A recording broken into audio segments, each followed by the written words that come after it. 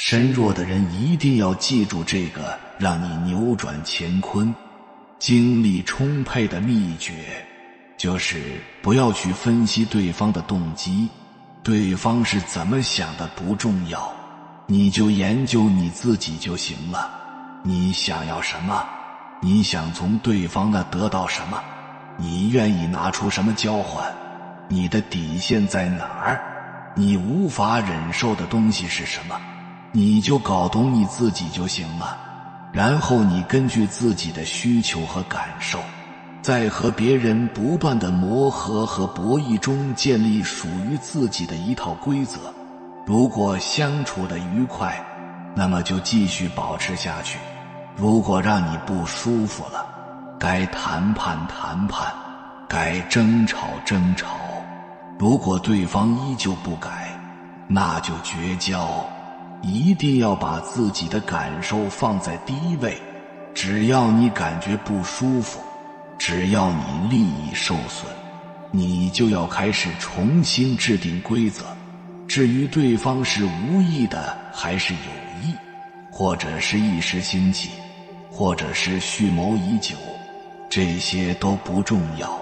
你不需要去过分地分析他们的动机为什么，因为人一天有480万个念头，一会儿一变。别给自己上高难度的问题。在所有的关系里，你只提出一点：你有没有不舒服？你唯一的任务就是让自己舒服了，让自己高兴，然后时时刻刻尊重自己的感受，维护自己的利益。如果有人说你这是精致利己，那么就让他大度一点，并且要离他远一点。身弱之人一旦开悟，就是逆风翻盘。如果你总是感觉自己很累，自己很疲惫，特别容易精神内耗，那么一定要记住下边这个破局之道。第二个能够让你的人生开挂。第一，未成之事不可说，事已密成，予以谢拜，学会藏锋守拙。第二，集中精力办大事。身弱的人往往容易精力不足，要减少欲望，减少想法，集中精力做力所能及之事。一旦进入状态，就能悟出很多东西，取得一般人都坚持不了的成就。第三，多学习，多看书，认知和学识。环境不可控，金钱不可控，他人不可控，但是认真和学习是自己真正可控的。第四，在生活和工作当中选择一个鼓励的、支持你的、对你特别友好的环境，让自己保持在舒服的、无压力的状态，这有可能够让你飞龙在天。身弱也千万别去浪费时间去摆烂。独处的时候多学习多思考，就可以化优势为更大的优势，化劣势为人生所期待的优势，赢得自己的一方天地。身弱之人常被说气血不足，容易感到疲累，常常一天没干啥都觉得累。身弱之人有很多事情想做，却总力不从心，刚打算好好努力，结果没2天就病倒了。身弱之人情绪常起伏不定，时而踌躇满志，时而迷茫丧气，遇到糟心事儿，通常要好久才能缓过来。如果你恰巧符合身弱之人的这些特征，先别急着气馁。身弱之人也是有福之人，身弱之人往往感知力更强，悟性更高，共情能力更好。知道自己身弱这个硬件配置后，能够不强求，不冒进，学会顺势而为，活得松弛一些，简单一些，反而能为自己节能蓄势。如果你也是身弱之人，别逼自己太上进，多做以下几件事，可以聚拢精力，提升能量，让日子越过越和顺。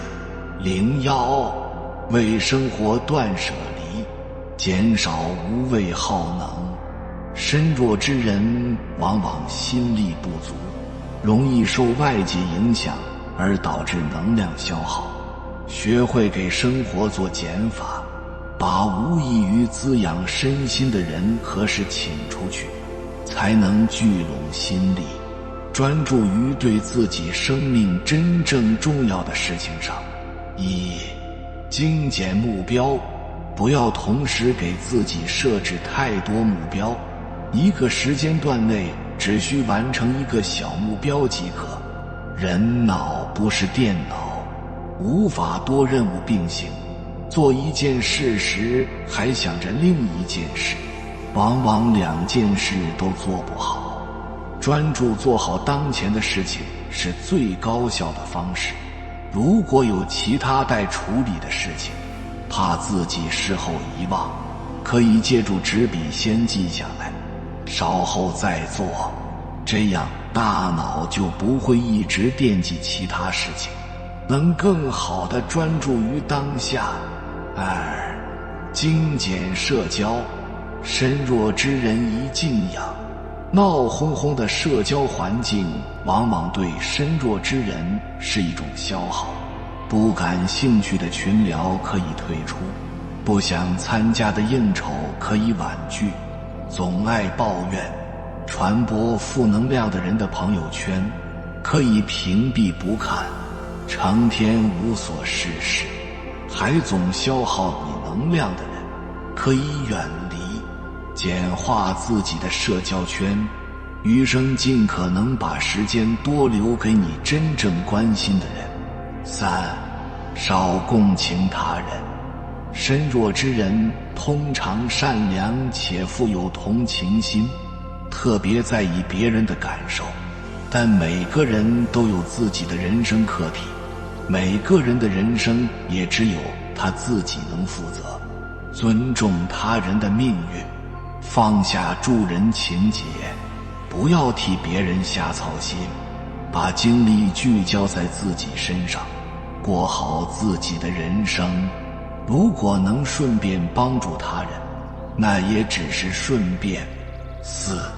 少思虑，身弱之人容易过度思虑，想得越多，反而做得越少，因为越是琢磨，想到的困难就越多，越容易打退堂鼓，斗志在反复的精神内耗中逐渐消磨，最后只会原地打转，越来越焦虑。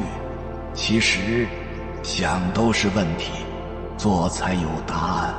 没有人一开始就有完美的计划，都是走一步看一步，在试错，得到反馈，进行复盘的过程中，逐渐调整自己的方向和策略。出路不是想出来的，一步步走，一步步做，才会有出路。多做高能量的事，为自己充电蓄能。除了减少耗能，我们还可以多做能滋养自己的事情，为自己充电蓄能，提升精气神儿。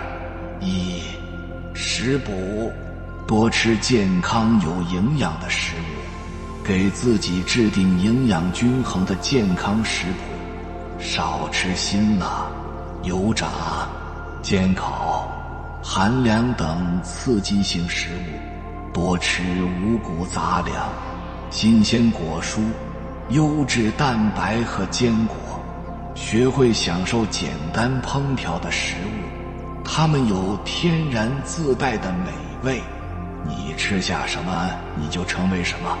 吃下这些高能量的食物，能够提升你的身体抵抗力，不再轻易生病。2.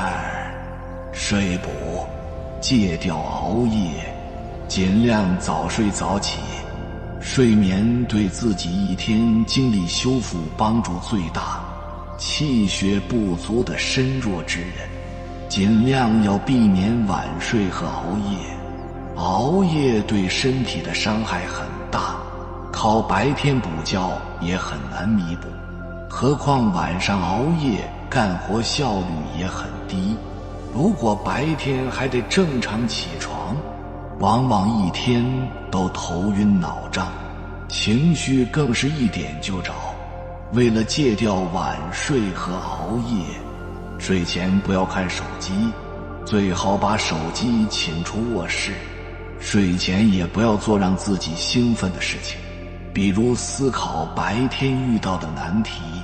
没有那么多事是不能等到第二天再说的。不要把宝贵的养气血的时间浪费在刷手机上，这种娱乐并不能让大脑得到真正的休息，也无法让身心能量恢复。如果实在有事情没做完，也别逼自己熬夜做，先去好好睡一觉，大不了早上早点起来干，那时你的精力更充沛，大脑也会更清醒。3. 脑补，学会冥想，给大脑关机。身弱之人容易受外界干扰，精神也更容易涣散，可以通过提升专注力，聚焦内核能量。人们可以控制自己的手和脚，但其实很难控制自己的大脑。能够控制大脑的人更容易专注和聚焦。尝试让自己的大脑放空，什么都不要想，且让自己不要睡着，这就是给大脑关机。只有学会给大脑关机，才能更好地控制和使用自己的大脑，而不是被大脑牵着走，被别人牵着走。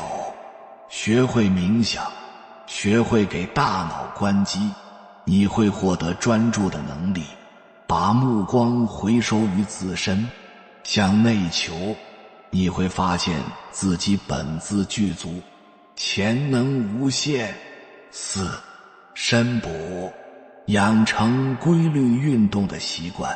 身弱之人往往身体素质差，抵抗力弱，容易疲劳，而增强体质最简单的方法是坚持锻炼。其实运动不只有跑步一种选择，选择适合自己身体承受能力，且自己喜欢，能够长期坚持的，才更有性价比。比如瑜伽、舞蹈、八段锦、散步等等，每天坚持30分钟以上，既能调节身心，也能提高体能。5. 人补，多靠近积极阳光正能量的人。身弱之人往往容易陷入负面悲观的情绪，多和乐观开朗、阳光积极的人接触，他们的一言一行，他们看待事物的态度，他们的笑容都可能会感染你，给你的内心带来力量。多接触阳光积极的人，久而久之你也会变得和他们一样积极、乐观，充满正能量。6. 天地补，在大自然中学会豁达开阔。来自自然界的天地灵气是对人体能量的大补。天气好的时候，多去户外走走，沐浴在阳光下，爬爬山，观观湖，赏赏花，听听鸟叫虫鸣，看看广袤的蓝天里云卷云舒，面对巍峨的山脉，辽阔的草原和湖海，感受人之渺小。沧海一粟，面对壮阔的空间和悠远的时间，人的胸襟也会不自觉地豁达和开阔起来。很多你以为放不下、难忘怀的事情，可能都幻化成天空飘来的5个字，那都不是事儿。以上2条是让我们把能量守住，不再外耗和内耗。那么接下来我们要物尽其用，把内生能量尽可能投入到能发挥所长、做出成绩的事情上。身弱之人除了体质偏弱，还有一个缺点是忧思过重，影响的太多，做的又太少。身弱之人就容易身体差、运势差，乃至学业事业、爱情婚姻都进展不太顺。不过别气馁，一个人最大的优点往往是他最大的缺点，反之一个人最大的缺点往往也是他最大的优点。忧思过重的身弱人最大的优势也和思考力相关，比如共情力强，善于洞察，创意丰富。不过有优势但不明显，也等同于无。身弱之人还需要把自己的优势打磨到足够显眼，才能闪闪发光。身弱之人若想改运，就要学会扬长避短，闷声狠练以下3条：一、练好心态，减少内耗。身弱之人的磁场易受外事外物的影响，事情临头容易因紧张和焦虑而茫然无措，即使事情过去，也会陷在悔恨和抱怨的情绪里，难以释怀和放下。其实发生了什么并不重要，重要的是你用怎样的心态来理解和应对。物随心转，境由心造。每一个困难和挫折后面都有上天为你藏好的礼物。身弱之人常在心里默念，凡事发生皆有利于我，运气会慢慢好起来。谈了几年的恋爱被分手了，是为了让你遇到更珍惜你的人。做了几年的工作，一朝被裁，正好换个活法，去试试自己之前一直想做但迟迟没下定决心的赛道。被孩子气到血压飙升也别着急，谁年轻时不是一身反骨？和青少年心平气和地沟通，能大幅提升你的情绪控制能力和语言沟通能力。同样一件事，换个角度看，结局就可能大不同。练好凡事发生皆有利于我的心态，无论发生什么，你都从容松弛，平和淡定，你的磁场会越来越稳。二、练好决断，提升行动力。身弱之人常觉自己心有余而力不足，其实行动力不足的根源是没想清楚，感觉做啥都行，啥都想试试，结果啥都做不好。这个世界只奖励有耐心的人，挖井你也要挖得足够久、足够深，才能冒出水来。当然，如果一开始没想清楚，一个人很难有耐心用10年磨一剑，一遇挫折可能就动摇了。在未来的时代，决断力的价值将越发凸显，因为我们的社会正从粗放式发展转向精细化发展。在粗放的年代，大家不需要想得太清楚，别人干啥你就跟着干，从众就能有不错的回报，比如买房，比如考大学，比如干金融和计算机。那是因为粗放年代干啥都供不应求，都能挣到钱。现在供需关系变了，你再从众试试，把自己变成千篇一律标准化的工业品，只会陷入同质化的内卷，难逃贬值降价的命运。在精细化的年代，更要了解个人特色，了解市场供需，为自己打算长期深耕的领域做精准定位。到底做什么能成功？其实做什么都能成功。梅兰芳唱戏成功了，郭德纲说相声成功了，徐悲鸿画马也成功了。当然，如果你让梅兰芳说相声，让郭德纲画马，让徐悲鸿唱戏，那估计都要饿死了。那咱们身弱之人适合做什么呢？有一个原则叫精喜善，精代表市场需要，能赚到钱；喜代表你喜欢热爱，善代表你擅长。一件事有市场需求是基础，毕竟我们要吃饭。如果正好这事你又喜欢干，还擅长干，那自然最好。如果不能两全，至少顾一头，要么你喜欢，要么你擅长，这足以确定大方向了。然后你要持续行动，随着时间的推移，你会发现，要么做你擅长的事情，你老是从中得到正反馈，你很难不喜欢它；要么做你喜欢的事情，你愿意不计成本的刻意练习，慢慢也变得擅长了。决断，一旦想清楚，决定好了，就不要再怀疑，反复横跳，这纯属浪费时间。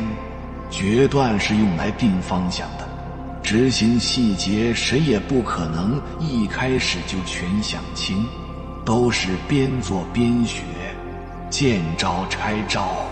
就像西天取经，佛祖已经说了去西天，唐僧不会已经上路了，还想去南天还是北天？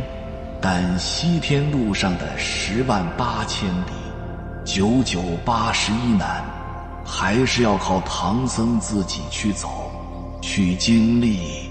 3. 练好预判，加速自我迭代。如果说第一条练好心态是为了遇事不慌，能更沉着冷静地处理问题，那么第3条练好预判则更加高维，它能提前预防一些问题的发生，避免事到临头的被动。当一个人20岁要找工作时，才意识到好好学习的重要性。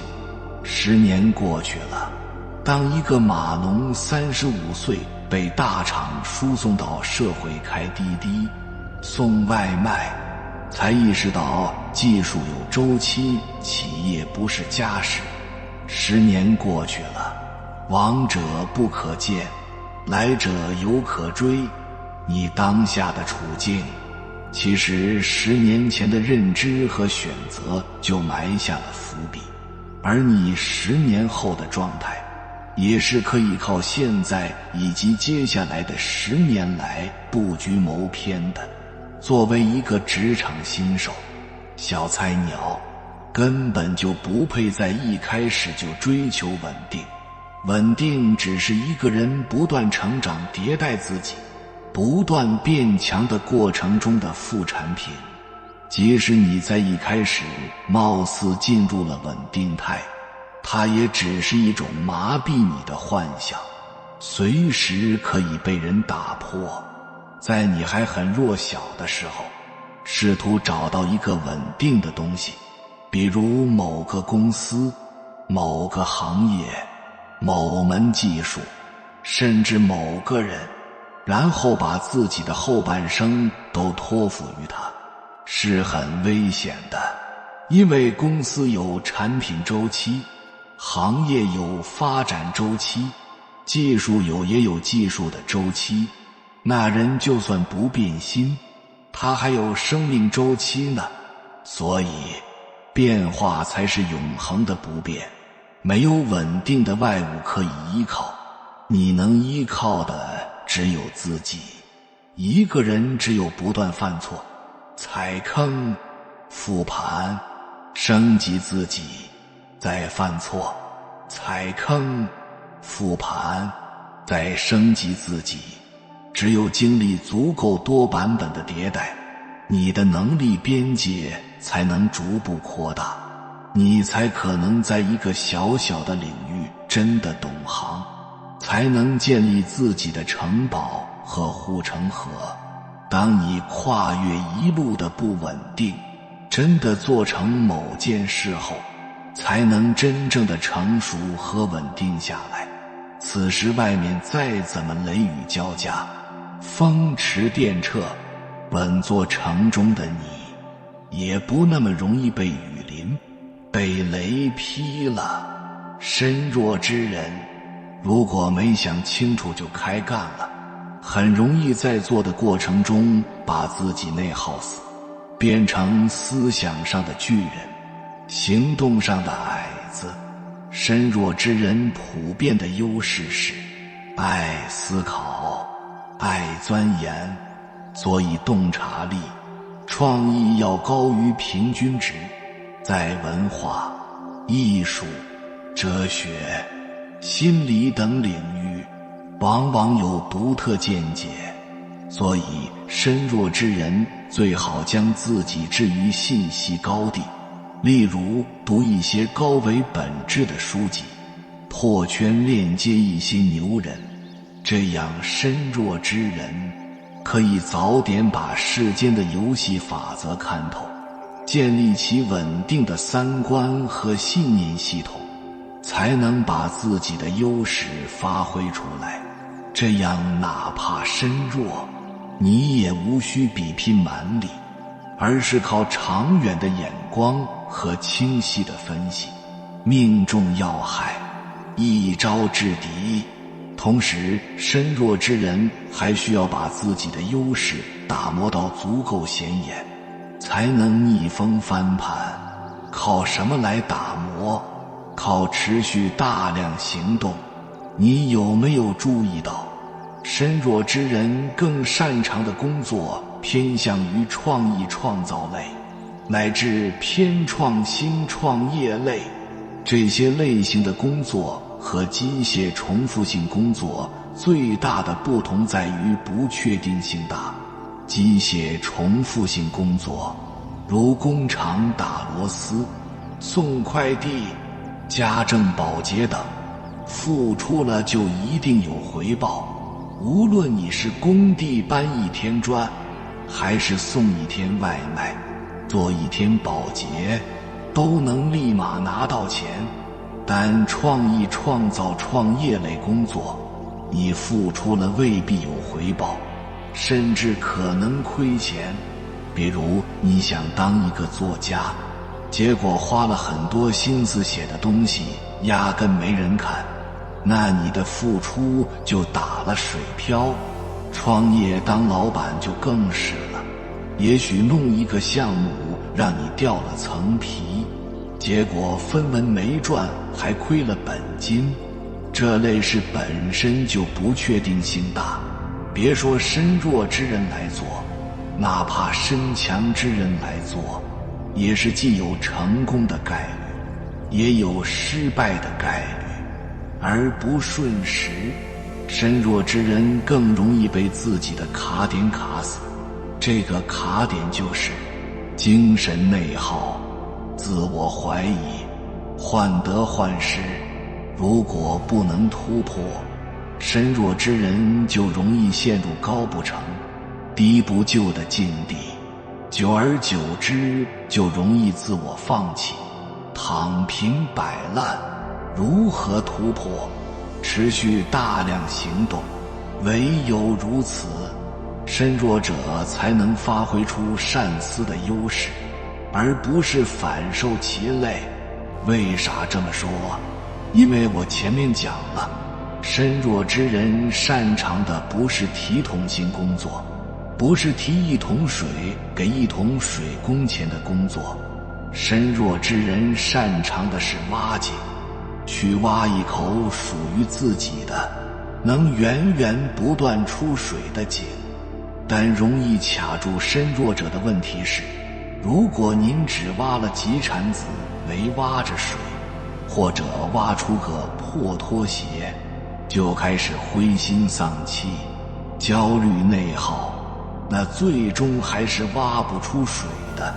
只有大量的行动，只有足够多的尝试，才能得到足够多的样本和反馈。只有基于足够多的样本和反馈数据，身弱之人的强洞察力才能发挥出来。只有经历足够多的小胜小败，以及各种意想不到的结果，身弱者才可能摸索出一些能重复使用的规律，才可能把自己要做的这件高不确定性的事情提高一丢丢成功率。否则只是浅尝辄止，你让身弱之人拿什么去洞察，拿什么去找规律？没有落地的真实的数据库，只能去空想和胡思乱想。